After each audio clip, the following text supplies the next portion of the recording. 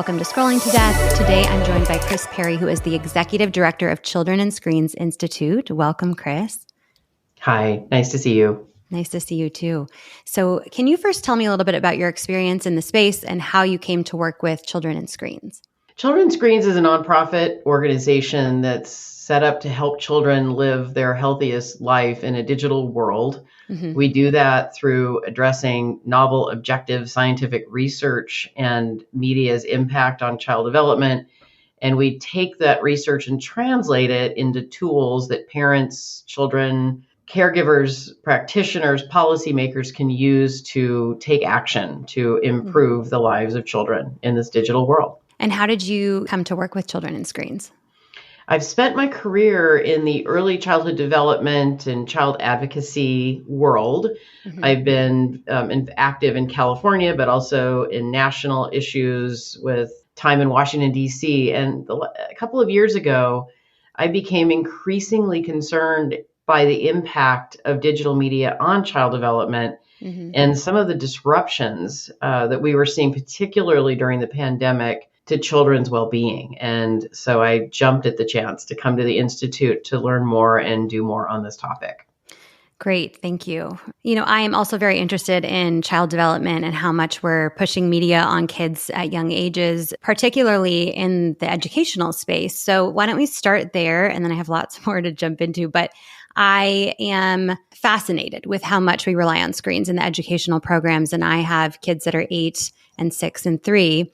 And, they're being given iPads in kindergarten, sometimes in preschool programs, and really doing a lot of that learning, math, writing, reading on those screens. So what is your thoughts around our current approach in the public school system? I'm in California as well, and you have experience there particularly. So what are your thoughts around our current approach to tech-based learning? Well, I think we don't have that much information about the pedagogical value of screens or educational technology at this time.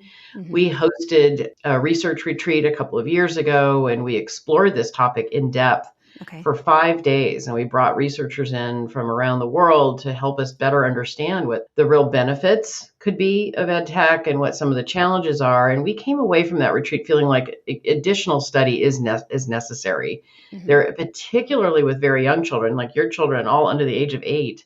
Mm-hmm. We know, up to the age of 8, you're learning to read so that you can be ready to learn. And this is such a critical developmental stage that we've done for centuries with other tools other than technology. So we know it's possible to learn to read without those things. Mm-hmm. And there are also a number of social emotional tasks that are important in the first 8 years of life, particularly first 5 years of life, that again are very relationship dependent and can be harnessed through caregiver, teacher, parent, grandparent, friend, neighbor interactions. Yeah. And so when we see screens being introduced at home and at school, it raises some flags about what's happening to those other dyadic relationships that we know are so critical to children's overall development. Right. And how do we get to this point where, with a lack of research around if it's good for our kids to be learning from screens, how do we get to a point where we're just giving it to them without proving that that's the best approach?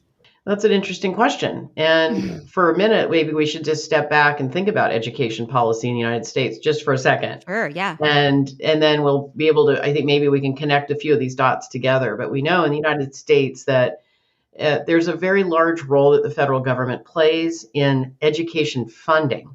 And a big chunk of the dollars that are used in public schools today start at the federal level with the Federal Department of Education and with taxpayer dollars. And they travel through states and eventually to local school districts. And those school districts tend to be governed by local school boards. And they make decisions about what they do or do not want to prioritize to the extent that they can within schools and their district. And they also are thinking a lot about not only the child, but the workforce, the teachers, and what's good for them, how to support them, how to ensure that the workplace is a safe and productive place. Yeah. Introduce technology into the mix. Let's, right around the same time as smartphones and social media become scaled. This is around 2010, 2012. Not that different than the point in time where we saw companies providing low-cost tablets and Chromebooks to schools and providing teachers with essentially, this screen opportunity. And we were all adopting these devices into our lives without asking that many hard questions, whether it was in our personal life or in our professional life, or even in our children's educational lives. We were accepting these devices and what they were doing without asking that many questions. Fast forward 10 years, we've learned so much about every aspect of the technology industry, enough to know that we don't know enough. And one thing that brings me a lot of concern is particularly screens in schools, because that was, in a sense, the last bastion of screen-free time that children had, where they were focused on peers and professionals to gain the skills they need to have a healthy, productive life. So the screens really were adopted without a lot of vetting. And children now are on them in some cases, right, from the moment they wake up until the moment they fall asleep. And in some ways, they're almost required to be, because if the school says you have to do your homework on one, or you have to take tests on it, or you have to interact with peers on it, or you have to turn your test in on it, it puts them in a really difficult situation. And we still have to find out, where is all the data going? How secure are these devices? They have cameras. They collect other information about children. Right. And the big question you started with is, do we know if they even help kids learn anything more effectively than they would have learned it without the screen? Right. Thank you, Kris, for that breakdown. With the global education scores going down over specifically the past 10 years, do you feel like there's a connection between the increase in tech use in schools and the decrease in test scores? I don't know if they're connected, but you could make, I think when you put that data side by side, it is an interesting parallel, that there is a drop in the national educational test scores in the United States. They also correspond pretty closely with the pandemic. And we know that that was a very stressful time for families and for kids, that schools were adopting very different policies. Some were open, some were closed. Some had a hybrid. Children had less and less access in some ways to the support services that schools offer, whether it's food programs or after school programs. And I think it did lead to a significant amount of stress and dysregulation for kids. And that could have contributed to overall academic performance. Because I do know in NAEP, the countries that are tested within NAEP, those that stayed open, just that, did better than many of the schools in the United States that closed, because we have that policy in the United States. So I think it's a great question, and we did do another thing as a result of the pandemic, which was we did migrate even further into remote learning, online learning, and so I don't know that we've gone back to a pre-pandemic education system. Right. I want to point out too that, so you mentioned smartphones, social media, and more tech use in schools started around 2010 to 2012. And that is really when the decrease in mental health states started going down, particularly in young people. And so I want to kind of transition over to that. But first, I want to say I'm grateful for your work at Children and Screens around research and true unbiased research, because the key for me is unbiased, because through this work, I've learned about the importance of checking the sources. And that often when I'll look at some research, I have to look back and be like, okay, who's that funded by? So what do parents need to be careful of when they hear and read research related to children, social media use, screen use, all these topics? I'm so glad you brought this up, Nikki. This is something most people, we take for granted if it's held out as research, objective research, that it is. And we're learning that the tech companies themselves are increasing their investments in research.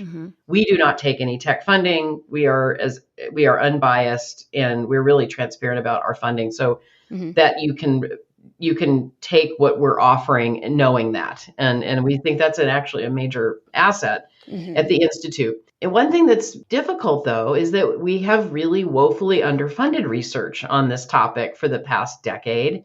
And it leaves researchers open to looking for funding outside of government or philanthropy so that they can try to find the answers to some of the hard questions you're asking today. And when tech companies are spending billions on these kinds of studies or other activities, it makes it really appealing on some level to get to do the research, even if it came from a tech company. And so we're hoping your listeners are going to think about asking that question when they see a study. What was the source of that study? Who were the researchers? Do they disclose where the funding came from? One thing we're really excited about when we see sort of the National Institutes of Health or SAMHSA or HHS, some of the big funders in government, as the sponsor of a study, we can know that they did not take tech funding because those are public dollars. Right. And that's usually a good sign. And we know that the report that Mr. Zuckerberg referenced recently in a hearing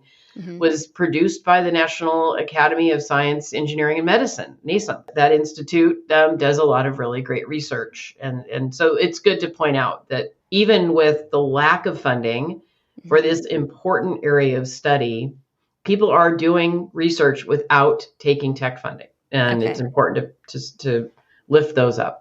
Right. That's good to hear. But often when it's funded by big tech, I mean, these tech companies have a vested interest in highlighting the positive aspects of social media and not highlighting the negative mental health issues. And let's talk about Mark Zuckerberg's quote from his opening statement. So on January 31st of this year, he stated in front of Congress, I'll quote it, "The existing body of scientific work has not shown a causal link between using social media and young people having worse mental health." And this is the key thing for me. For me, in the research I've seen, there is a very obvious relationship between excessive social media use and mental health issues in children. So what is your thoughts on this? Is there a link? I think that he took the Newsom report statement out of context. Okay. And the report said they could not find a causal link between social media and adolescent health at the population level. That's what the report said. But the report did acknowledge that there are negative consequences of social media use. And they did appear to be, even though they were nuanced, that the report did point out that there are robust links between mental health and social media use. So this is a public health issue, and there probably never will be causal evidence because mental health is incredibly complex and it's really an outcome, and that social media itself is not a monolith. So, of course, it's going to be really difficult to determine a clear causal relationship at the population level about an outcome like mental health with a product as diverse and sophisticated and all-encompassing as social media. I don't know if I'm explaining that well enough, but it is a very, very, very difficult. It's an extremely high and unrealistic standard that there would be a causal relationship. And I want to point out, though, that even though there's not a causal relationship, there has been many studies that have shown small effects. And when you take a small effect, which might, like where social media has had an impact on a group of individuals, and then you think about that at the population level, then you are talking about still a very significant finding. Right. And we all have to learn that these words matter. So when he says causal, he's purposely using a word or a standard that's very, very hard to meet. Right. They've got a very smart and well-funded team working for them that's feeding him these lines. So they know what they're doing. But I think it's important to point out our own U.S. Surgeon General last year stated that 3 or more hours spent on social media double the risk of anxiety and depression symptoms. So what have you learned at Children and Screens through the research? How is social media affecting our children's mental health? Well, let's talk again about those small effects that I was mentioning a minute ago as being different than that large population level causal effect point. And as you point out, teens today are using social media really virtually all the time. And actually they started at a very early age. So we know that Pew did a study in 2022, 95% of teens have access to a smartphone. 94% of teens, which is 13 to 17, use social media either almost constantly or several times a day. 54% say it would be hard to give up social media. And Black and Hispanic teens are more likely than white teens to say they're online almost constantly. So I'm just, giving you like a sense of the size and scope of the use of social media. Yep. So small to moderate effects are common in studies. That happens frequently, that small effects are found across an entire population. And with technology, that occupies a huge portion of their working or their waking hours. The mental health aspects of this are caused in a sense by so many other parts of their development being impacted. So let's remember, screens affect vision, eating habits, physical activity, attention, cognition, and sleep. So if you think about all of the ways in which your body and mind are working each day, the wide variety of domains of your development, that each and every one of those domains is impacted by your smartphone use. And ultimately, if so many are being impacted, it potentially could impact your mental health. Right. Sleep deprivation alone. Right. That's what I wanted to point out. Yeah. Yeah. Right. So it's a point of what are you missing out on? What are you not allowing your brain to focus on in order to develop in a healthy way by putting that screen in front of your face? Most research has shown something that's called a U-shaped relationship with social media use and mental health for teens. Okay. So while there's a potential for harm when you use social media, there are also benefits. So I want to make sure we talk a little bit about those. Sure. And it's really finding that balance, finding a healthy balance that's key. So abstaining completely from social media when your friends and peers are likely all on it, and it's important for your relationships, your social network, for you to be on social media sometimes. It could have a really negative effect on your mental health to be completely off of social media as well. And there really is a sweet spot someplace for every child, and every child's different, where you're not using the device excessively. You are prioritizing your health and your healthy behaviors and your connection to others. So if you can figure, and as children get older, they're more capable of understanding those variables and their own feelings and how to manage their time in a way that gets them to that sweet spot of connection without excessive use. Yeah, and I struggle with that. I mean, my kids are still so young, they're not pressuring me to be on social media yet, but I do struggle because the tech companies are so unregulated and not transparent, and that they create their products to be purposefully addictive to our children. I struggle with the statements that I have to have my kids on it so that they're part of the group or so that they can chat with their friends. Do you guys get involved in any legislation or backing any of these bills that are coming up? Because I think with some new legislation on the federal level, these companies will be required to be more proactive in making the products safe for kids. Thanks for asking that question. We are. And I really share your concern about the state of particularly social media platforms at this moment and how it is impacting kids, particularly adolescents, in a way that, we're talking about mental health today, but we've also talked about other aspects of health. So given the wide-ranging impacts and the harms, we are really hopeful that a number of bills that are pending in Congress will be approved. They will make it to the president's desk and they'll be signed into law, because it's been so long, decades really, since we've taken bigger steps towards protecting children online. One of the major pieces of legislation is the Kids Online Safety Act, KOSA. Right. Yep. And it really gets to some of the points you're raising around the design of products, the addictive features that they have built into them, and the disruptive nature of these very addictive, compelling products on children's development. And KOSA really looks or puts guardrails and guidelines in place for industry to take away some of those addictive, problematic features. Yes. And that's really important at this moment in particular, as we're seeing a great growth within the artificial intelligence world, where new products are being released, it seems almost every day. Yeah. And they're being incorporated into children's educational lives in a bigger way than they ever have been before. And we still don't have those guardrails around basic privacy, which we know could be addressed through a second bill that's pending in Congress, COPA 2.0. That's the Children's Online Privacy and Protection Act. Yep. It hasn't been updated in decades. And that, in a sense, is setting the floor for children's privacy. And we did talk about this. If a child is on a device at school, do we know where their data goes? Right. Is it being sold? Is it being protected? Is it being saved? Is it stored safely, et cetera? And the parent is supposed to opt in for those things, right? And you have to opt in for those things. I don't remember doing that. Those are such good questions for school systems that are handling sensitive data, children's data. Yeah.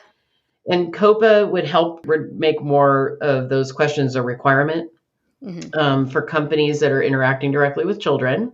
And then there's a third bill that gets to my real passion here, which is increasing access to data for researchers. Right. So that they can study what's going on behind that wall that the platforms have put in place between us and our data. And the sooner we can get researchers access, not maybe the whole, we can't all have access, but can we please let researchers have access to the data so they can help us all better understand how these products are designed, how these features can be modified and improved and made safer.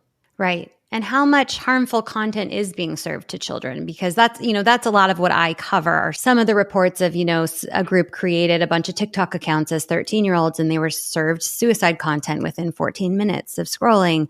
And I've done tests on my own devices. And so I have, these very circumstantial tests to work with. But I would like to know from the companies, how many posts relating to suicide are on TikTok? Can you tell me? We should know that as parents before we give our kids access to it. I think you're raising the very same questions researchers are raising, Nikki. We don't have enough access to the data to answer those questions. I mean, we are all doing this anecdotally. Yeah. Right. And through observation. And right. it raises this other point. If Mr. Zuckerberg is going to say, well, there's no causality. I'm using the highest standard for myself in this room to discuss research. But then we're not given any data to use to create stronger evidence to support policy action or for parents to take greater action. Right. It's a bit of a catch-22 because either we're held at this high standard, but we're not given the data. Right. So how will we ever meet that standard? Very, very difficult to do. And we know there's not a situation where we could create a randomized control trial, sort of an experimental design where some large group of children would have no access to any media. That isn't very unlikely. Yeah.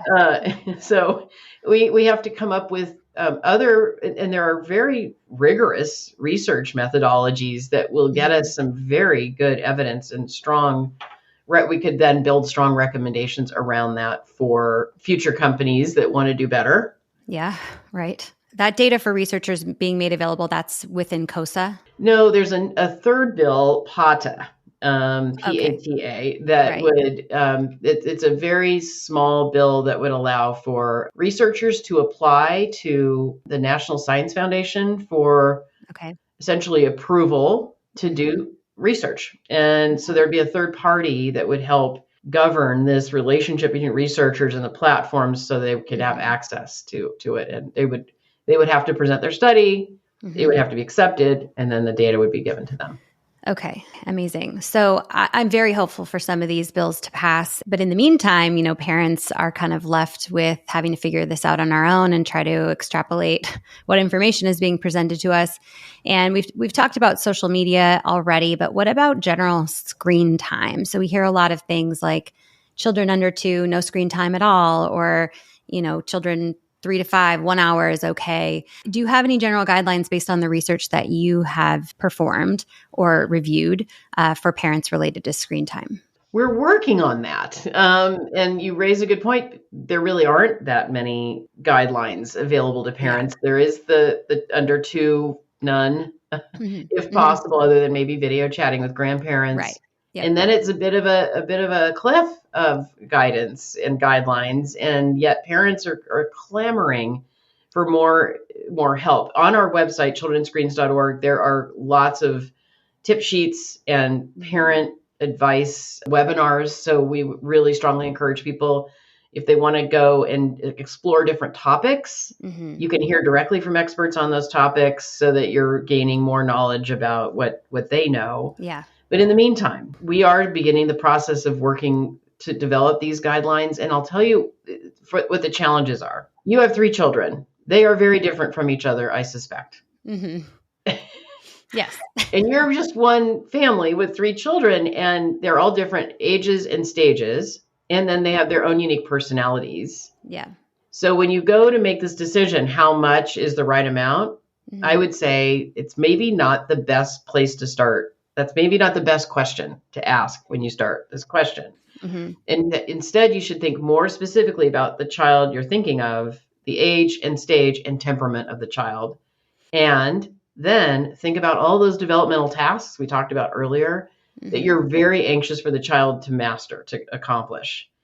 And you have to come up with a strategy, that sweet spot, where you're not displacing the activities in the child's day that help them grow optimally. And if you can figure out where the free time is for a screen, then you kind of have your answer. Right. With an 8-year-old, right? Really different conclusion than your 3-year-old. Yeah. And you really have to step back and think about your individual child. With all that said, I think that it's also good to have essentially like an approach for your family, where in our family, this is how we manage screens as a family. This is also different from the individual child.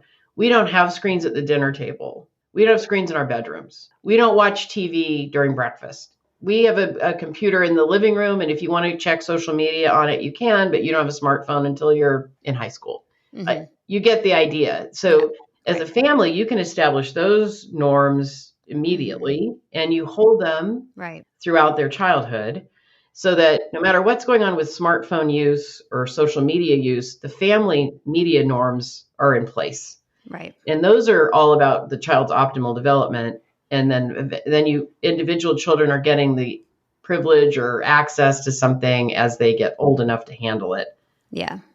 Okay. Yeah, in our family, I think we just default to the youngest child. So, we have no screens. I mean, we have the television. We have one television that the kids cannot get to unless we turn it on. So it's very much, we watch a movie at the end of the day together, and that's all. And my older kids don't complain about it. They get some screen time at school. And for right now, that works really well for our family. So we have added in some tablet time for the older kids, but it became that fight of, when you take it away and they're screaming over it, it's all they want to do. One of my children, I could see developing that addiction a little bit more, that attention towards the screen than the other one. So it is very much a case by case and child by child basis too. I really appreciate those examples. I'm sure your listeners can really relate to those distinguishing features. And I love that idea of defaulting to the youngest child, what's best for the youngest child, because if you don't do that, right, you have a television running in the background, mom's on her phone, sister's on her laptop. Here's the other thing that we're wondering about with very young children, right? Is how important even physical, organic brain growth is to that dyadic relationship with another person. Eye contact, serve and return, critical to language development, empathy, executive function, which we haven't talked a lot about, comes from learning to tolerate boredom, learning to tolerate waiting, learning to be in community. And what you're teaching with your children is that we have a 3-year-old here. They have a lot of important needs. We're all on the same team. And that's really important. It's more important than your screen. Right. Right. But you have to make a commitment to that. It's hard. And I'll share something else too. My husband and I started putting our phones away when the kids are home. So we put them in our bedroom away from us. So our kids should never see us with a phone in our hand. And if they do, they call us out and they tell us to go put it upstairs. And that has been really positive and also made me very sensitive to when we're out in the world and we're at dinner and there's TVs everywhere and I can't get my kids' attention. And I'm like, guys, we're supposed to be at dinner. Why is a movie on at this restaurant? It's not even a sports game. So just generally, you can't control when you're out in the world. So parents, if you can be a little bit more conservative at home, I feel like that creates a better balance for what they're being faced with media in general. And we want that hard work at the parental level to be supported by upstream solutions at the platform level that recognize that children's developmental stages, they're sensitive stages of development. Early childhood and adolescence, very sensitive stages of development, require real attention to their development to get the optimal outcome, right? Not a suboptimal outcome like a mental health crisis or an eating disorder or, an inability to develop physically in the way that you hope they do. So that combination of forces, a strong family norm, coupled with what hopefully will be some big changes this year around the platforms and the design of the products so that they're less addictive, less compelling, and therefore not as big, not as hard for parents to compete with as they are right now. Yeah, and make it easier for our kids to put the phone down and engage in other areas of life. That's just helpful for their brain development. So smartphones in general. So you guys had a webinar recently called Driven to Distraction, where the team talked about how hours spent daily on digital media affected children in different ways. So can you share a little bit about what you guys discussed there related to smartphone use and how it's affecting our children's behavior or mental health? Oh, I'd love to. Thanks for bringing up one of the webinars. We have more than 70 on our website. And this one, Driven to Distraction, researchers Tracy Markle and ZP Horowitz-Krauts talked about their research on how digital media use interacts with attention skills across development. And they would look specifically at early childhood and adolescence, as I was mentioning earlier, because they are critical periods of sensitivity. And they found that the adolescent brain development is primed for difficulties with digital media because the sensation-seeking regions develop faster than the prefrontal cortex regions that reign in that sensation-seeking. Okay. So does that make sense? So the adolescent brain is primed to have that sensation-seeking region firing before the prefrontal cortex has developed enough to rein in that impulse to seek sensation. Right. And Tanya Coleman, one of the other researchers on the webinar, talked about how excessive screen use time can exacerbate symptoms of ADHD and other learning difficulties. And we haven't talked about that yet, but I have said, given your child's unique temperament, screens can be even more challenging than for children with other developmental issues. And another researcher, Suzanne Baumgartner, talked about her research on media multitasking and correlations with greater attention problems, because using digital media while engaging in academic tasks tends to prolong the completion of those tasks, and the outcomes tend to be worse. So there were lots of really important points made in that webinar. Yeah. I interviewed Dr. Gloria Mark recently, who is a UCI professor. Her book, Attention Span, she talks about how multitasking causes you to take longer to do something, do it worse, so you have more errors, and actually you'll see spikes in stress levels when you're multitasking. So we're teaching kids by our own actions too to be constantly multitasking. And you even hear people like, I'm a great multitasker. I can get things done, 10 things done at once. And we got to remind ourselves that no, it's not best to multitask. It's best to separate tasks and focus on one thing at a time, right? I think so. Yeah. I remember those days fondly. Before it felt like you were supposed to do 3 things at the same time all the time. It is really stressful. Very stressful. Okay. So what about any long-term effects? So what are we seeing regarding long-term effects? Do we have any of that data yet of how this excessive screen use of all kinds is affecting kids on into adulthood? Like I said before, some of the study, getting enough research done has been challenging. Right. And yet we are starting to see this, generations of kids get old enough to be adults, and they're able to reflect on or we're able to observe the impact of this on their adult life. And one thing that jumps out is the habitual nature of smartphones and social media platforms, how they create a habit.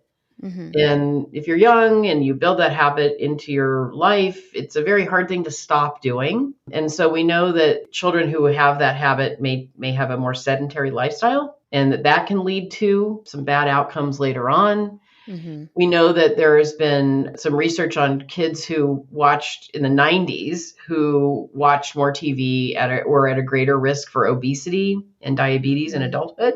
So we've started to think about how you might extrapolate from studies like that to kids that are on their phones and how that might impact their diet or obesity or other related health issues. And you talked a little bit about mental health. But it does seem that there's maybe as much as a 3-fold increase in the risk of mental health diagnosis in adulthood for those who have problematic use. And that's really troubling. I think, that presents so many other risks down the road for long-term well-being. Dysregulated and unstable, a feeling of instability in the child, I think could lead to other problems, something we call sometimes comorbidity, where one thing is complicating another thing. So if you have a mental health illness or a diagnosis, that can contribute to, poor academic outcomes, poor employment outcomes. It's like a cascade of difficult challenges as you get older. Yeah. So we're only really able at this point to talk about what we're seeing in real time, that kids are getting older, and we're able to look back at some studies from a previous generation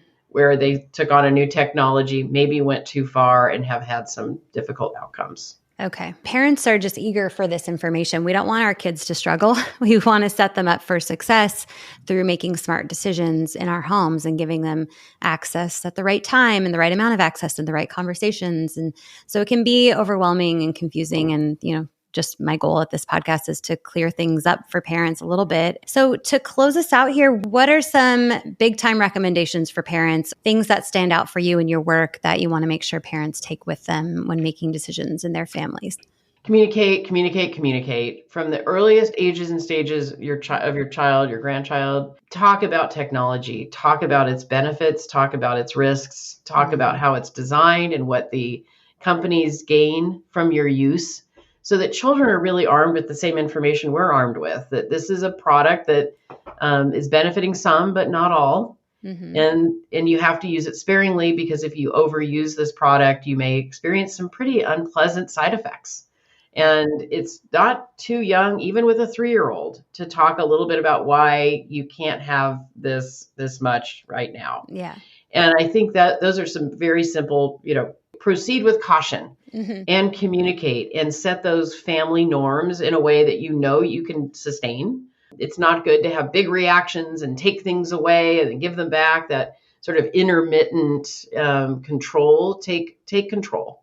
Be the one to decide how you want your family to interact with media, and do your very, very best to hold the line. And where you see it being used outside the family, at school or in other activities, ask questions of the people that are using it. How did this come here? What does it do? How do we know if it's helping? Right. And really be a little bit more curious maybe about the technology in your life, and see if you have to have as much of it in your life as you do. Right. Because the one thing we're really excited about at the Institute is our children and optimal child development. And screens can add some value, but they aren't going to replace you, the parents, in their child's life. So be sure to stay right there next to them in this process of learning about screen use. Yeah, thank you. And it really does not replace real life experiences. I read something yesterday. I'll close on this. In Susan Lin's book, do you know Susan Lin? Great book. Yeah. Yeah, great. I'm really loving great. it. Yeah. She mentioned how someone told her, "Oh, my daughter in Minecraft, she'd never built a treehouse before, and now she has." And Susan's like, "She still hasn't built a treehouse." I just stared at that for a while, really thought about it. We got to get them outside, because it just can't replace. It can supplement in positive ways when used in smaller amounts, I think, and in the right way with the right platforms. But thank you again, Kris. I really appreciate you. And to the listeners, thank you for being open to these conversations and for educating yourself, because I think the more that parents know, the more we can protect and prepare our children for this screen-filled world. So I appreciate everybody, and thanks, Kris. Welcome. Thank you.